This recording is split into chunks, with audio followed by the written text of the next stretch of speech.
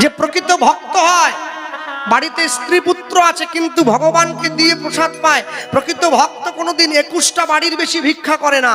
কিন্তু আমার মতো ভিখারি একদিনে 3 পালা গান হলেও করতে ছাড়ে না, সকালে একটা, দুপুরে একটা, রাতে। আমি করিনি বলছি, ডেলি 3 5 15 1.5 লাখ টাকা। ভগবান বলে তুমি করছো, করো, আমিও তোমার ব্যবস্থা করব। 2 সিজন হওয়ার পরে 3 সিজনের বেলা ভেলুড়ে সিট বুকিং করব। গলা এমনি বন্ধ হয়ে যাবে, যে টাকা রোজগার করছিলি বস্তা করে ডাক্তারকে দিয়ে চলে যেতে হবে। আমার বাড়িতে দুর্গাপুজো কমিটি যখন যায় ভিক্ষার জন্য, যে আমাদের গ্রামে পুজো হবে একটু পয়সা দাও, আমি 21 টাকা দেই।